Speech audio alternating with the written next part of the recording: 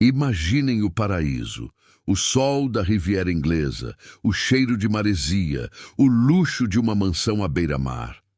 Parece um cartão postal, certo? Mas o que acontece quando o seu paraíso se torna o cenário de um pesadelo? Onde cada passo que você dá pode ser o seu último.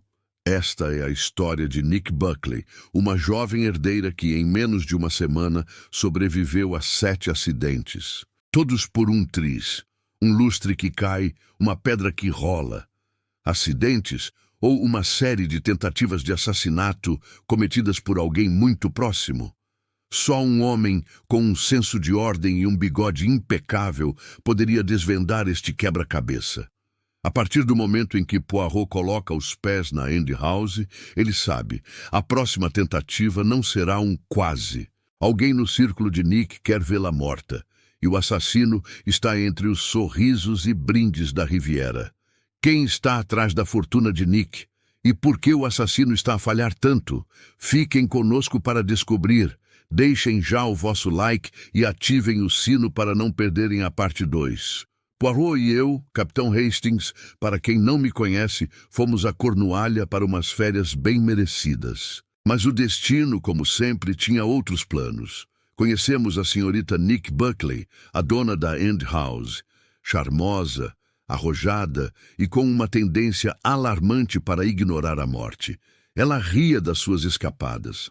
"Ah, só azar, capitão", dizia ela. Mas para Poirot, o riso dela era o som do perigo iminente. Ele olhou-a atentamente e então, com aquele brilho nos olhos, ele viu. No chapéu de Nick, um buraco de bala. Não um quase acidente. Um tiro de arma de fogo. Alguém disparou e errou a cabeça dela por centímetros, e ela nem percebeu. Poirot interveio imediatamente. Declarou que a jovem era alvo de um assassino profissional ou de alguém desesperado.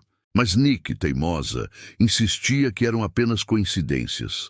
Mas quem teria interesse em matá-la? Nick era a herdeira da End House, mas as suas finanças estavam, digamos, tensas. E todos ao seu redor precisavam de dinheiro. Os vizinhos em dificuldades, o primo falido, a amiga viciada em drogas que também estava na mansão. Todos tinham um sorriso falso e um motivo financeiro. Poirot implora-lhe que se afaste, que vá para um lugar seguro, mas a coragem, ou seria a imprudência de Nick impede-a. Ela fica, e o assassino sabe disso. Poirot e Hastings decidem ficar para proteger Nick. Sabem que o assassino tentará novamente, mas a jogada do detetive não é apenas esperar, é desvendar o método. Poirot inspeciona o jardim, a bala, o ângulo. Tudo sugere que o atirador estava a agir nas sombras, mas com precisão. O que o atirador queria? Amedrontar ou acertar?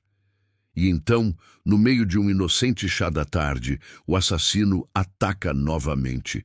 Um tiro, desta vez vindo da varanda. Maggie Buckley, a prima de Nick, cai no chão. O caos instala-se. O assassino finalmente conseguiu. Mas espere. Poirot está abalado, mas logo percebe o erro do assassino. O alvo não era Maggie. Ela estava a usar o casaco de Nick. E o assassino atirou na primeira pessoa que viu com o casaco.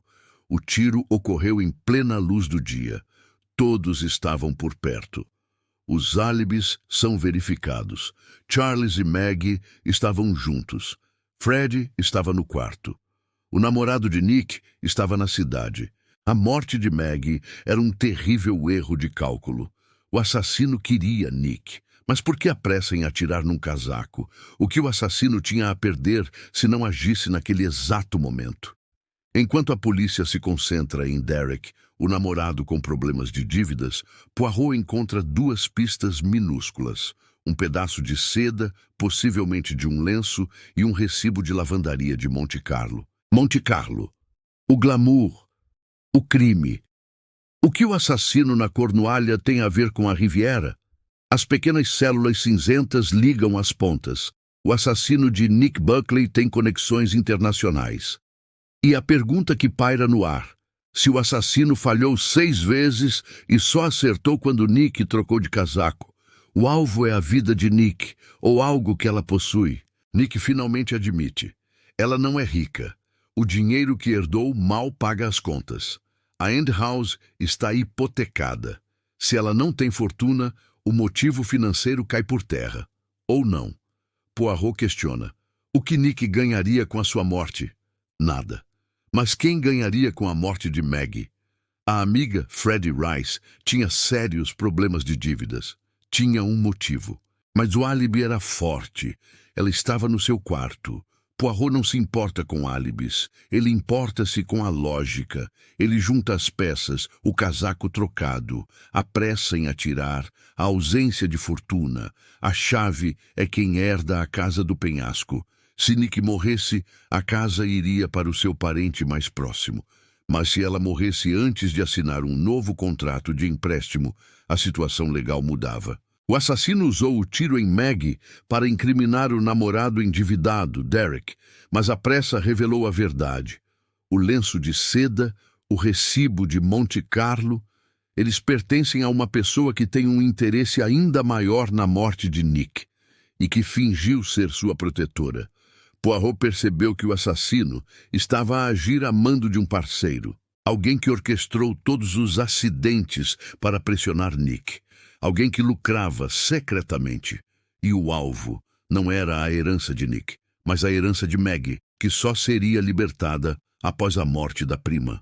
O assassino errou o alvo, mas acertou a vida de quem não devia. Poucos minutos antes de morrer, Maggie disse algo a Poirot. Algo que entrega o assassino. O que foi? O assassino está entre eles, mais desesperado do que nunca. E agora que Poirot sabe a verdade, ele também se tornou um alvo. O que Maggie sussurrou antes de morrer? O mistério de End House continua na parte 2.